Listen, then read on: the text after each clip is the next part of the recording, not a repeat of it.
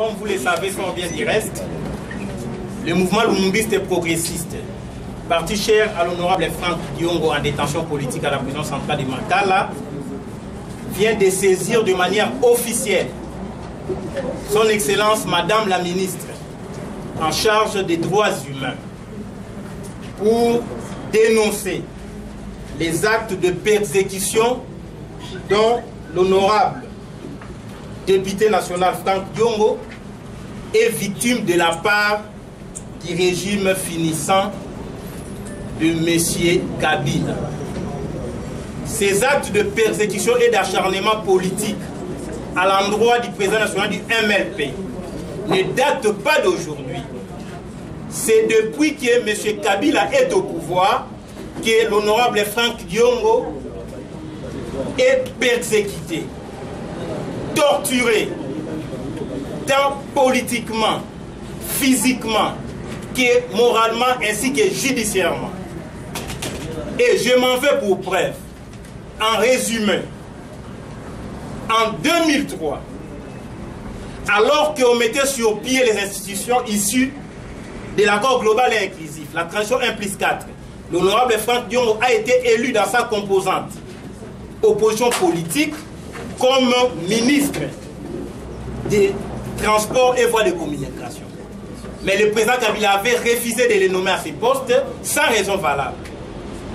En 2006, Franck Diongo a été élu député national, mais injustement invalidé par le pouvoir en place sans raison valable.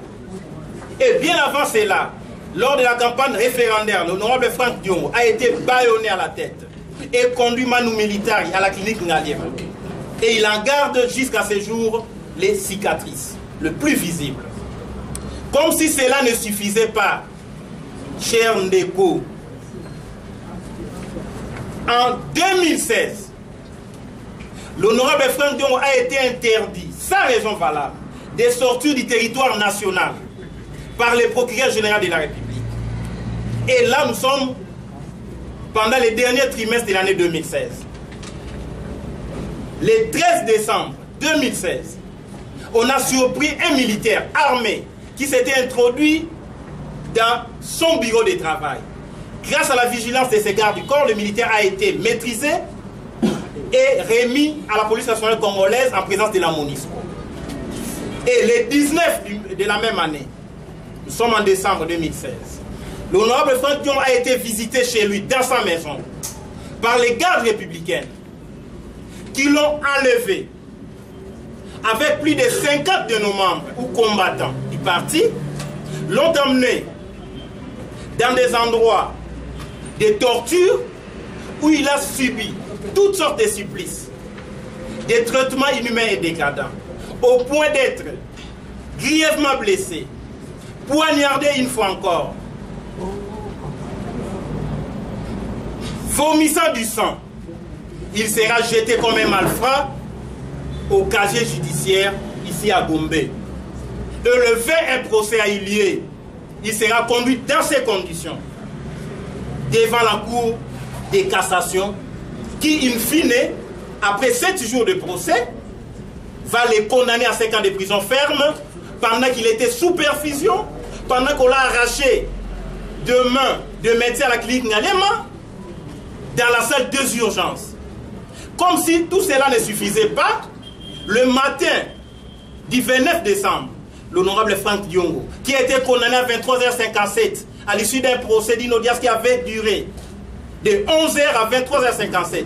Et le matin, on le prend de force, par les militaires toujours,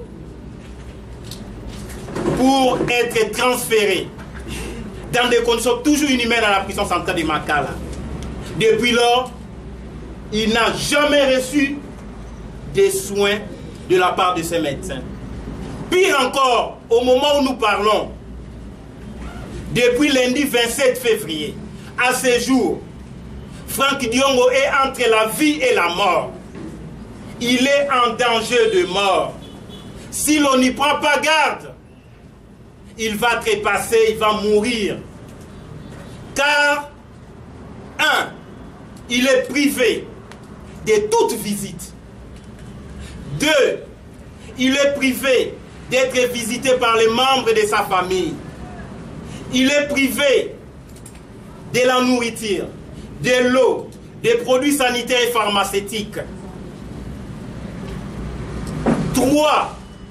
Honorable Mfwemba, Jean-Claude Mfwemba, le président Ingele Ifoto, le président Adabombole, tous opposants, ont été empêchés d'accéder à la prison centrale de Makala pour visiter leurs frères, leurs collègues opposants farouches au régime.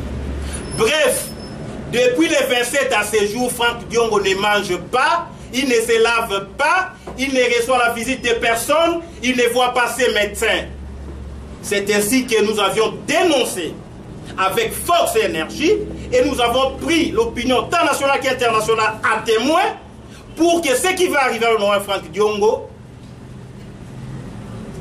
soit impité et imputable au régime de Kabila et au travers de ses services qui opèrent pour son élimination physique.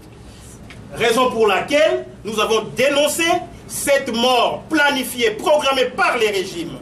Et je viens de la prison, difficilement je l'ai vu, en dépit du fait que j'ai brandi ma carte d'avocat. C'est ainsi que je le vis. Il est moribond, il est affaibli. C'est la raison d'être ou l'objet du document que j'ai transmis par voie de courrier à Madame la ministre des Droits humains de la République démocratique du Congo. Je vous remercie.